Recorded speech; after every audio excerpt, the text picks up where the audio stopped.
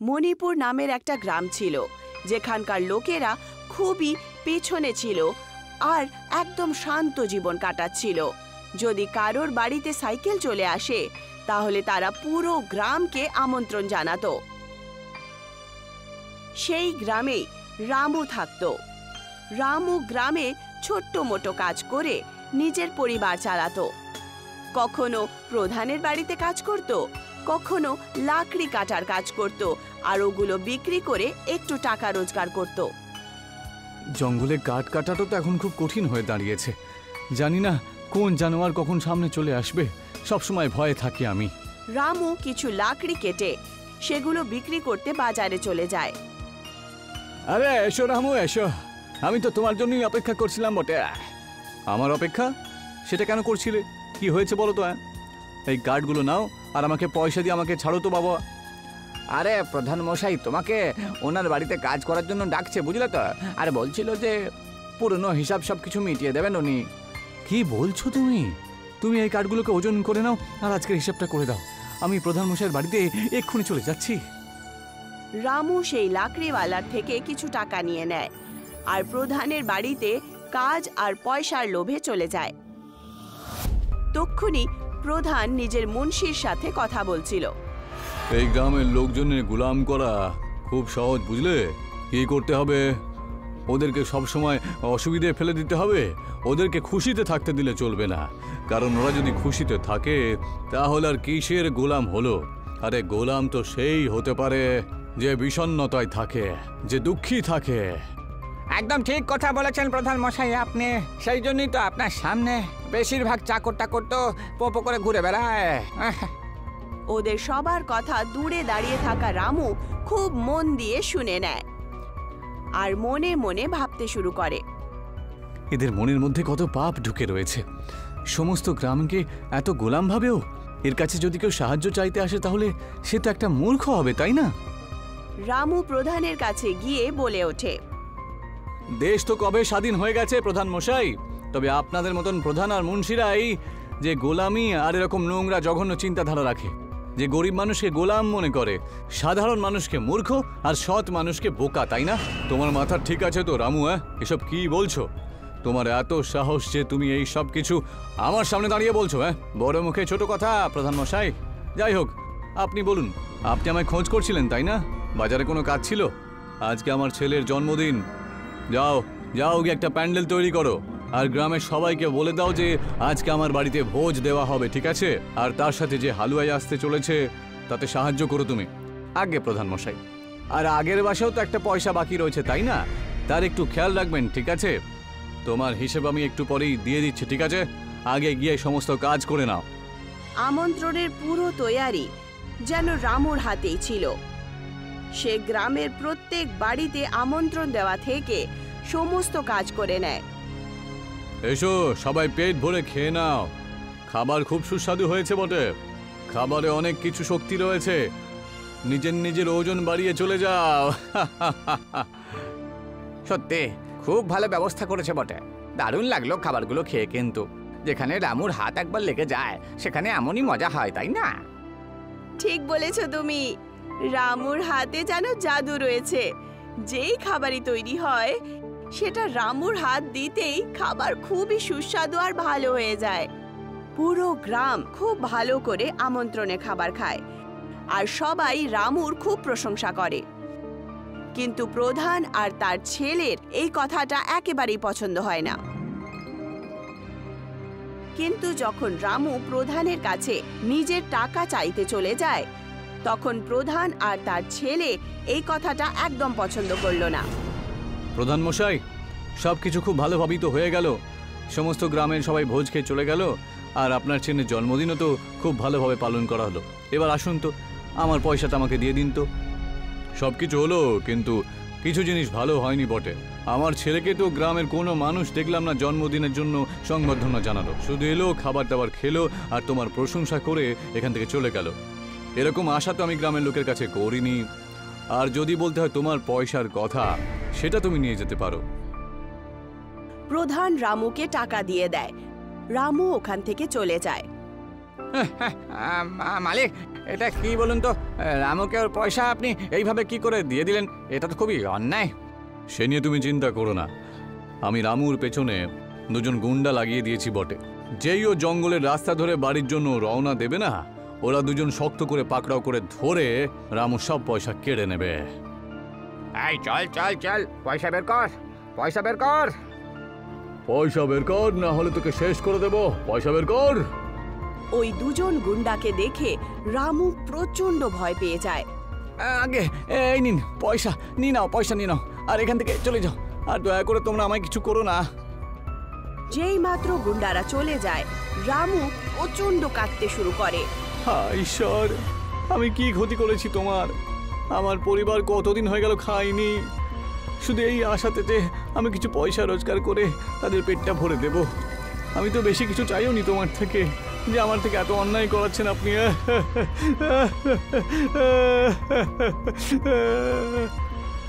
রামুর কাদার আওয়াজ শুনে জঙ্গল থেকে অনেকগুলো জানোয়ার এদিক ওদিক পালাতে শুরু করে। ওদের মধ্যে থেকে একটা খরগোশ রামুর সামনে আহত অবস্থায় চলে আসে। আরে এটা আবার কি? এর অবস্থা তো খুবই খারাপ দেখছি আমি। ওর প্রাণ আমাকে বাঁচাতেই হবে, না হলে তো এই খরগোশ নিজের প্রাণ ত্যাগ করবে। রামু সেই খরগোশে সাহায্য করে।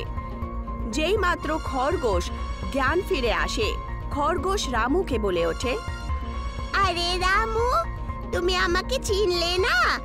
আমি তো তোমারই ছোট্টবেলার বন্ধু। খরগোশের আওয়াজ শুনে রামু প্রচন্ড অবাক হয়ে ওঠে। তুমি কি করে কথা বলতে পারো? এসব হচ্ছেটা কি? তুমি আমার নাম জানলে কি করে? আর আমার ছোটবেলার বন্ধু, এসব কি? এসব তুমি কি বলছো বলো তো? আরে তুমি শান্ত হয়ে যাও, আমি একটা মায়াবী খরগোশ। মনে হয় তোমার মনে পড়ছে না, এই দেখো। সেই মায়াবী খরগোশ নিজের জাদুই শক্তি দিয়ে রামুর ছোট্টবেলার জিনিস দেখিয়ে দেয়।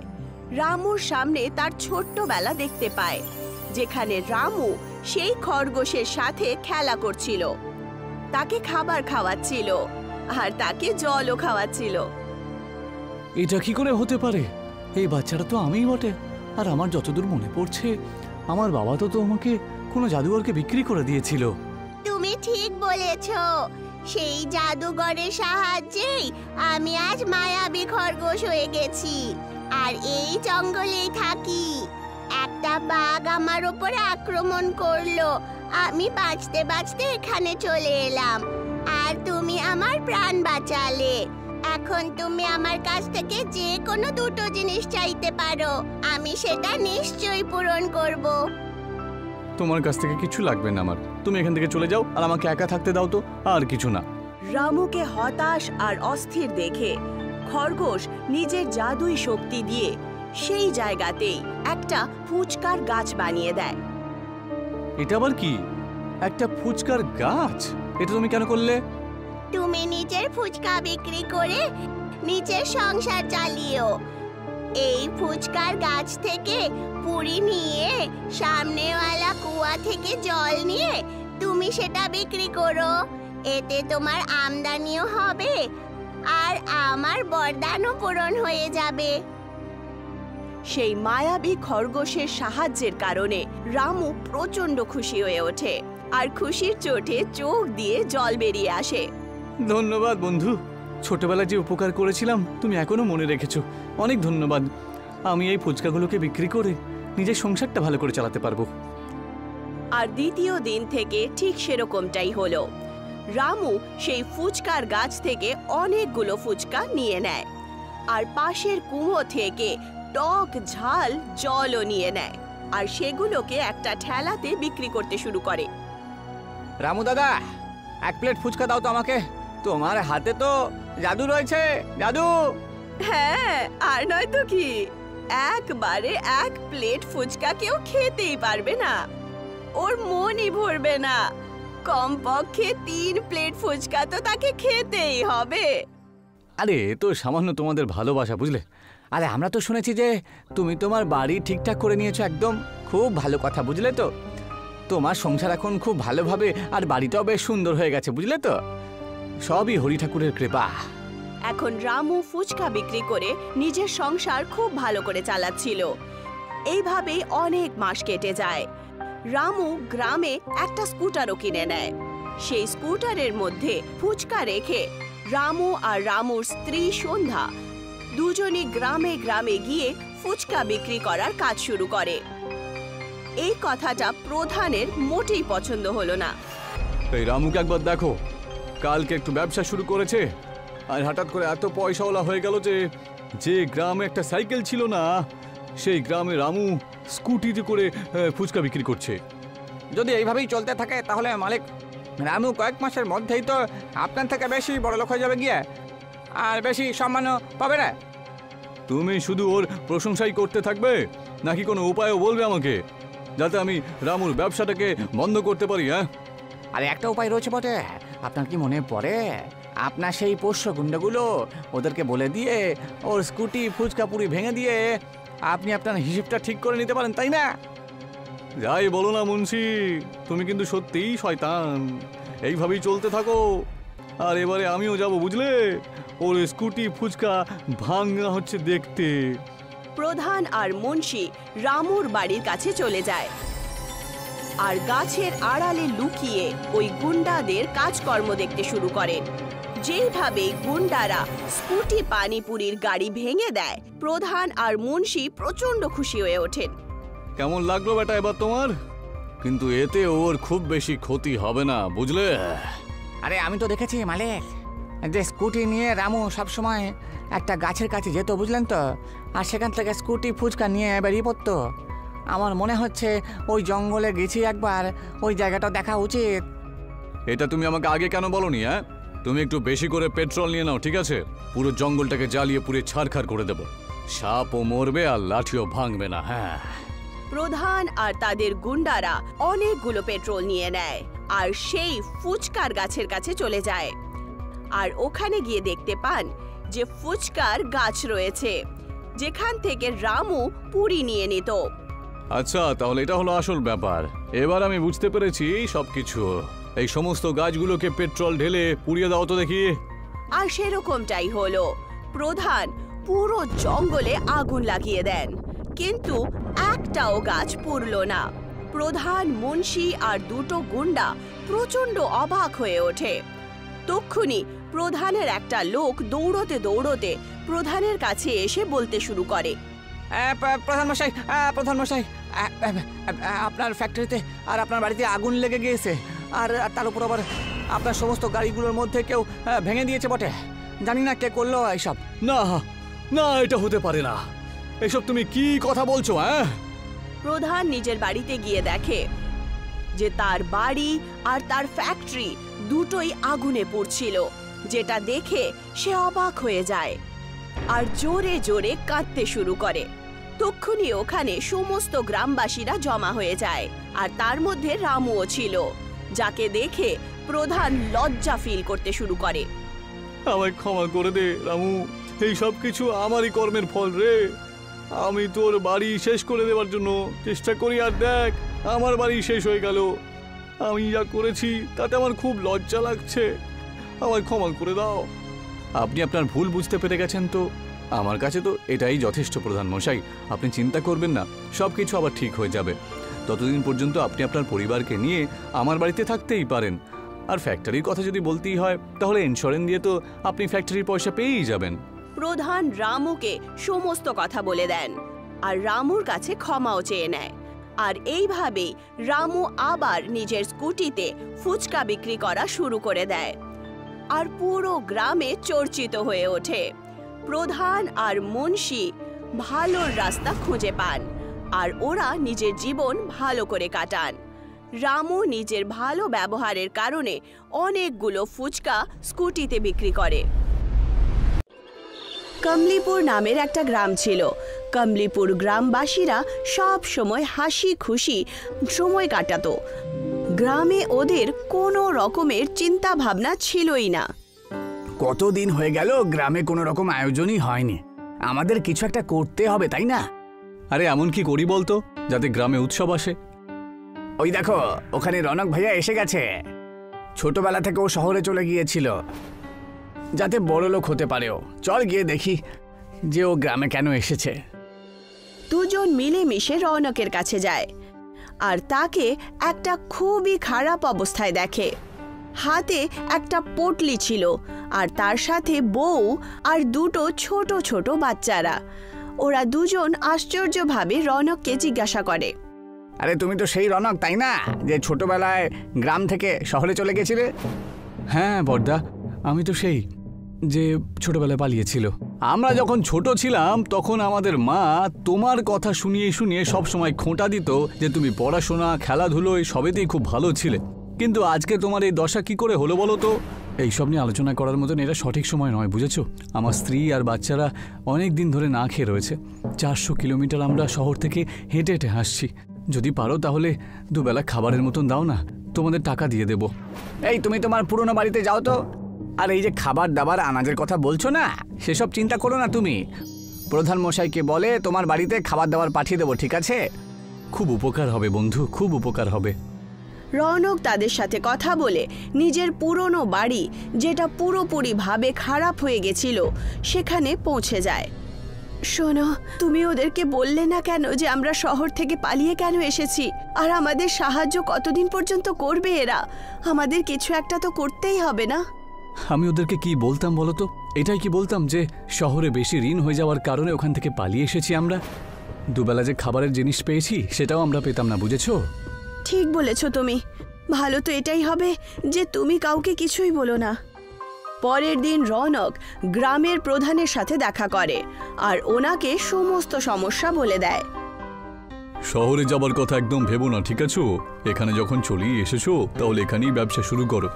আচ্ছা দেখো, গ্রামের লোকেরা কত খুশি হয়েছে, সুন্দর হাওয়া দেয় আর টাটকা টাটকা সবজি খেয়ে তুমি এখানেই দিন কাটাও। নিজের স্ত্রী আর বাচ্চাদের কষ্ট দিও না, বুঝেছো তুমি? ঠিকই বলেছেন প্রধানমশাই আপনি, আমি একদম এরকমটাই করব। শহরেও তো আমি ফুচকা বিক্রি করি, রোজগার করতাম। ফুচকা? সেটা আবার কি? এটা তো আমি প্রথমবার শুনছি। আরে আমি গোলগাপ্পার কথা বলছি। আমার স্ত্রী রেণুকা গোলগাপ্পা তৈরি করত আর শহরের গলি ঘুরে আমি রিক্সা চালাতাম। আরে এখন রিক্সার কি দরকার? তুমি একটা কাজ করো না, তুমি এখানেই গোলগাপ্পা বানিয়ে বিক্রি করো, তাহলে এর থেকে তোমার কিছু রোজগারও হয়ে যাবে আর গ্রামের মানুষ গোলগাপ্পার স্বাদও বুঝে যাবে। তার কিছুদিন পরেই রৌনক আর তার স্ত্রী মিলে একটা ফুচকার ঠেলা বানিয়ে দেয়। সামান্য 1 ছটাক জমি বেঁচেছিল, সেটাকেও বাধা দিয়ে এই কাজ শুরু করেছি। ঈশ্বর করে যেন সব ঠিকঠাক থাকে। রৌনক ফুচকার ঠেলা খুলেই ছিল যে ওখানে সঙ্গে সঙ্গে রিক্সাওয়ালা শচীন চলে আসে আর বলতে শুরু করে, এই যে রৌনক দাদা, দোকান খুলে ফেলেছো তুমি, কিন্তু তোমার মুখের মধ্যে থেকে ওই হাসিটা কোথায় চলে গেল বলো তো? আরে কি আর বলি তোমাকে, দোকান খুলেছি প্রায় 1 ঘন্টা হয়ে গেল, কিন্তু কাউকে দেখতে পাচ্ছি না। আরে এই ফুচকাগুলো কত করে দাম গো? মাত্র 10 টাকার। 10 টাকায় 5টা পাওয়া যায়। আচ্ছা তাহলে 1 প্লেট দাও দেখি আমাকে। রৌনক ফুচকা শচীনকে দিতে শুরু করে। 2টো ফুচকা খাওয়ার পরই শচীন বলে, আরে এটা তো অমৃতের মতন খেতে। লোকগুলো তো পাগল দেখছি যে তোমার কাছে এসে ফুচকা খাচ্ছে না। আমি রিক্সায় ঘুরে ঘুরে সবাইকে কথা বলে দেব। তুমি যদি এটা করো আমার উপকার হবে ভাই, তোমাকে অসংখ্য ধন্যবাদ ভাই। কিছুদিন আরও কেটে যায়। রৌনক আর রেণুকার ফুচকার ব্যবসা খুব ভালো চলছিল।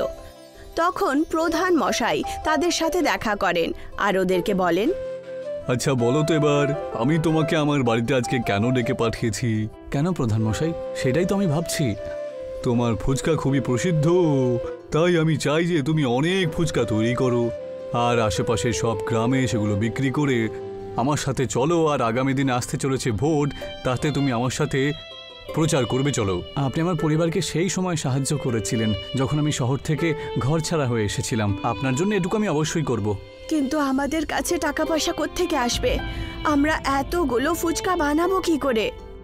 আমাদের তৈরি করতেই হবে। আমি ওনাকে কথা দিয়ে এসেছি, তাই না? আর একটু জমি আমাদের বিক্রি করতেই হবে। ওটা তো আগে থেকেই বন্ধক রেখে দিয়েছি। আরে রোজগার করে নতুন কিনে নেব, তুমি চিন্তা করো না তো। রৌনক নিজের বেঁচে থাকা জমিনও বিক্রি করে দেয় আর অনেকগুলো ফুচকা বানিয়ে তৈরি করে ফেলে। আর প্রধান মশাইকে বলে, আগে প্রধান মশাই, আমি সমস্ত ফুচকা তৈরি করে আপনার বাড়িতে পাঠিয়ে দিয়েছি, কিন্তু আমার টাকা? আরে কিসের টাকা ভাই? আমি আবার কখন বললাম যে তোমায় টাকা দেবো? হ্যাঁ, আমাকে নিয়ে ঠাট্টা করো না প্রধান মশাই। আমার যেটুকু জমি বেঁকেছিল সেটাও বিক্রি করে দিয়েছি, সেই জন্যই তো টাকা চাইছিলাম আমি। আচ্ছা, তোমার মাথায় কি কোনো বুদ্ধি নেই? হ্যাঁ, তোমাকে আমি কানা করে কিছুই দেবো না, বুঝেছো? সরো তো এখান থেকে, সরো। এইটুকু বলা মাত্রই প্রধানের দুজন চাকর ওখানে চলে আসে আর রৌনককে রাস্তার কিনারায় ধাক্কা মারে। এটা তো ওরা খুব খারাপ করলো গো, আমাদের তো বেঁচে থাকাই এখন মুশকিল হবে। আমরা এখন খাবার দাবার কোত্থেকে নিয়ে আসবো? এই গ্রাম থেকে তো মনই উঠে গেছে। রৌনক আর প্রধানের মধ্যে যে ঝগড়া হয়েছিল সেটা গ্রামের লোকেরা জেনে যায়, আর তার কারণে কেউ রৌনকের কাছে ফুচকা কিনতে যেত না। তখন শচীন রৌনককে বলে, কিছু দরকারি কাজের জন্য আমি শহরে যাচ্ছি, এই রিক্সাটা তোমার বাড়িতে রেখে যাচ্ছি। এই গ্রামে শুধু তুমিই আছে যে রিক্সা চালাতে পারে। যদি তুমি বলো তাহলে কিছুদিনের জন্য ব্যবহার করবো এটা। আরে কেন নয়, অবশ্যই। পরের সপ্তাহে আমি আসবো, ততদিন তুমি এটা নিয়ে ভাড়া বইও, কয়েক পয়সা তুমিও কামিয়ে নিও, আর আশেপাশের গ্রামের লোকেরা তোমাকে ভালো করে চিনেও ফেলবে, ঠিক কিনা? শচীনের রিক্সা পাওয়ার পর রৌনক খুব খুশি হলো। আর তখন রেণুকা তাকে একটা পরামর্শ দেয়, এই রিক্সায় বসে তুমি ফুচকা গ্রামে গ্রামে ঘুরে ঘুরে বিক্রি করো, আমাদের অনেক লাভ হবে। আমিও তো এটাই ভাবছি। রৌনক রেণুকার সাথে মিলে সেই রিক্সায় সমস্ত গ্রাম গ্রাম ঘুরে নিজের বানানো ফুচকা বিক্রি করতে শুরু করে।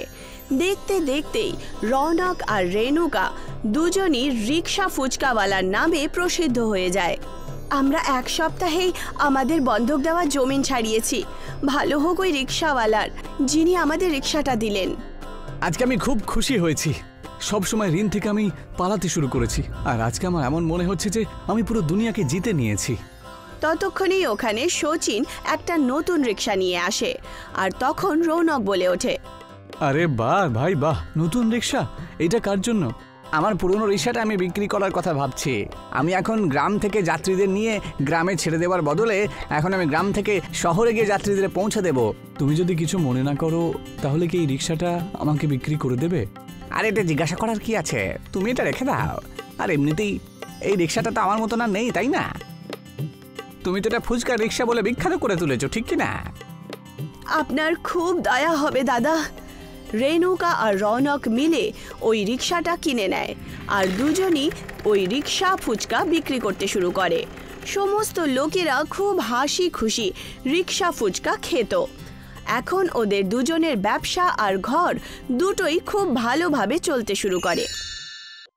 আমি বলেছিলাম না, আমাদের ফুচকার ব্যবসা খুবই ভালো চলবে, তুমি দেখে নিও। হ্যাঁ সুমন, আজ তোমার জন্যই আমার সংসার থেকে অভাব দূর হয়েছে, নাহলে কি জানি আমার যে কি হতো। কাহিনীটি সেই সময়ের যখন সোনু আর সুমন নামের একজন দম্পতি রামনগরের একটা বাড়িতে থাকত। সোনু ফ্যাক্টরিতে কাজ করত, আর সুমন সকাল সকাল তাকে লাঞ্চ প্যাক করে দিয়ে দিত। সোনু খুব পরিশ্রমী ছিল। আরে তুই এত পরিশ্রম কেন করছিস? তুই তো এই কোম্পানিটাকে একদম নিজের মনে করে নিয়েছিস। আরে বৌদি এত সুন্দর রান্না করে পাঠিয়েছে, আর তুই ওটা না খেয়েই কাজ করে যাচ্ছিস। আরে তাড়াতাড়ি খোল, আমার খিদে পেয়েছে। আর আমাকে বল যে তুই কি নিয়ে এসেছিস। কি রে, আমার থেকে বেশি তাড়াতাড়ি তোর খিদে পেয়ে যায় কেন রে? সবে তো লাঞ্চ টাইম হলো, একটু দাঁড়া না। আরে লাঞ্চ করার হলে তাড়াতাড়ি করে নি আমরা। আর আমার জন্য টিফিনটা খুলতো তুই। আমি বৌদির রান্না করা খাবার খেতে চাই, ব্যাস। আরে তুই একটু থাম, আগে হাত মুখটা তো আমি ধুয়ে আসি নাকি। সোনু আর আকাশ হাত মুখ ধুয়ে খাবার খেতে শুরু করে দিল। তারা প্রতিদিন নিজেদের লাঞ্চ মিলেমিশে খেত। তারপর ওরা দুজন কাজ করতে শুরু করলো। বিকেলে যখন তাদের ছুটি হলো, তখন আকাশ সোনুকে বলল, আচ্ছা শোন সোনু, আজকে তোর দিনটা কেমন কাটলো রে? ওই একই রকম কাটলো আর কি, আলাদা করে আর নতুন কি হবে? আলাদা করে কি হবে সেটা আমি তোকে বলছি। কি হয়েছে বলতো, তোকে এরকম চিন্তিত দেখাচ্ছে কেন? আচ্ছা শোন, যখন লাঞ্চ টাইমের পরে আমি বসের কেবিনের দিকে গেলাম, তখন আমি শুনলাম যে... আরে কি এমন শুনলি তুই? নিশ্চয়ই বস তোকে নিয়ে খারাপ কথা বলছিল, সেই জন্যই তুই চিন্তিত হচ্ছিলি। আরে এইসব তো চলতেই থাকে, কিন্তু আমি বসের মুখে এটা শুনতে পেলাম যে কোম্পানি নাকি একদম লোকসান হচ্ছে, তাই ফ্যাক্টরিতে যত ওয়ার্কার্স রয়েছে সবাইকে বের করে দেবে। আর এটা নাকি কাল থেকেই ওরা শুরু করে দেবে। সে কি রে, কি বলিস? যদি এরকম হয় তাহলে আমরা কোথায় যাব? এটা হতে পারে না ভাই, আমাদের পেট তো এই ফ্যাক্টরি থেকেই চলে, আর এই কাজ ছাড়া আমরা কোনো কাজও জানি না। যবে থেকে কাজ করা শিখেছি এই ফ্যাক্টরিতেই কাজ করেছি। হ্যাঁ রে, এই চিন্তাই তো আমাকে একেবারে খেয়ে ফেলছে। এখন যে কি করি কিছুই বুঝতে পারছি না। আকাশ আর সোনু সেই চিন্তাতেই হাঁটছিল। সোনু আকাশকে নিজের বাড়িতে কিছুক্ষণের জন্য নিয়ে এলো। তখনই ওখানে আকাশের স্ত্রী পূজাও চলে এলো। এ কি পূজা, তুমি এখানে কি করছো? তুমি আসতে পারো তাই না, আমি আসতে পারি না? সুমন বৌদি আমাকে ডেকেছে, বলছিল যে ফুচকা বানাচ্ছি, খেতে চলে এসো। ভালো হলো যে তুমিও চলে এলে। এখন তোমাদের দুজনের জন্য ফুচকা নিয়ে আসছি। পূজা আর সুমন আকাশ আর সোনুর জন্য ফুচকা নিয়ে আসে। সুমন খুবই সুস্বাদু ফুচকা বানাতো। ওর ফুচকা আকাশ আর সোনু খুব পছন্দ ছিল। সোনু প্রায় সময়ই তার হাতের ফুচকা খেতে এখানে আসতো। আরে বৌদি, রান্না তো তুমি দারুণ করো, আর ফুচকাগুলো তো তুমি তার চেয়েও ভালো বানাতে পারো। এই ফুচকাগুলোর মধ্যে সত্যি একদম জাদু রয়েছে, যতই খাই না কেন কম মনে হয়। একদম সত্যি বলছো, তোমার হাতে সত্যিই জাদু রয়েছে।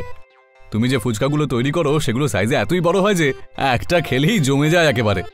তোমার হাতের ফুচকা খেয়ে আমাদের সব চিন্তা দূর হয়ে যায়। চিন্তা?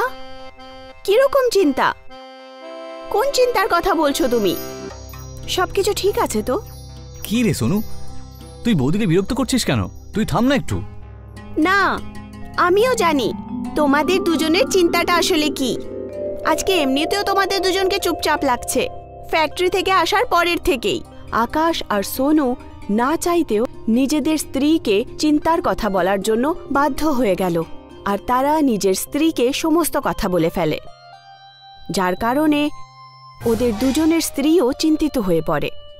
তারপর কিছুদিন পর সেই ফ্যাক্টরি সত্যি সত্যি বন্ধ হয়ে যায়। এখন আমরা কি করব? তোমার তো কাজও চলে গেল, আস্তে আস্তে ঘরের রেশনও শেষ হয়ে যাচ্ছে। হ্যাঁ, আমি কাজ খোঁজা তো শুরু করে দিয়েছি, কিন্তু কি করি বলো তো, কোথাও তো কোনো কাজই পাচ্ছি না। যদি কোনো কাজ না পাওয়া যায় তাহলে ঘর কি করে চলবে? সুমন, খুব খিদে পেয়েছে, কিছু খাবার থাকলে দাও না। কিচ্ছু নেই খাবারের, শুধু 4টে ফুচকা রাখা আছে আর একটু জল আছে। আচ্ছা ঠিক আছে, তাহলে তাই নিয়ে এসো। 2টো তুমি খেয়ে নাও আর 2টো আমি খেয়ে নেব। এখন কালকের কথা কালকে দেখে নেব। সোনু আর সুমন দুজনেই বসে ফুচকা খেতে শুরু করলো আর পরের দিনের ব্যাপারে ভাবতে লাগলো। তখনই সুমন দাঁড়িয়ে পড়ল। কি হলো? তুমি ফুচকা খেতে খেতে দাঁড়িয়ে পড়লে কেন? যদি তোমার ঠিক মনে হয় তাহলে আমার মাথায় একটা বুদ্ধি এসেছে। সেটা কি? তোমাদের এরকম মনে হয় না যে আমি ফুচকা ভালোই বানাই? তাহলে আমি ফুচকার ব্যবসা কেন শুরু করি না? আমি বাজারে বিক্রি করতে পারি। বাহ, তুমি একদম ঠিকই বলেছ। ফুচকা তো এমন একটা জিনিস যে সবাই এটা খেতে ভালোবাসে, কিন্তু এর জন্য আমরা টাকা কোথায় পাবো? তুমি চিন্তা কেন করছো? তুমি আমার জন্য কানের দুল বানিয়েছিলে না, সেটা কোন দিন কাজে লাগবে? না না না না, তোমার গয়না আমি বিক্রি করতে পারি না। গয়না খারাপ সময়েই কাজে আসে। খাবার জন্য যখন রেশনই বেঁচে নেই, তখন এই কানের দুল নিয়ে আমি কি করব? সুমন আর সোনু কানের দুল বিক্রি করে ফুচকা বানানোর জিনিস কিনে নিল, আর সুমন নিজের হাতে সুস্বাদু ফুচকা বানানো তৈরি করে দেয়। সোনু আর সুমন ফুচকা বিক্রি করার জন্য বাজারে চলে যায়। ফুচকা ফুচকা ফুচকা, ঝাল টক ফুচকা, ঝাল টক ফুচকা, ফুচকা ফুচকা ফুচকা, একবার খেলে বারবার খেতে ইচ্ছে করবে। ফুচকা ফুচকা ফুচকা, একবার খেলেই খেতে ইচ্ছে করবে আবার। বাজারে অন্য আরও ফুচকার দোকান থাকার কারণে তাদের দোকানে কেউই ফুচকা খেতে আসছিল না, যার কারণে 3 দিন পর্যন্ত তাদের ফুচকা বিক্রি হলো না।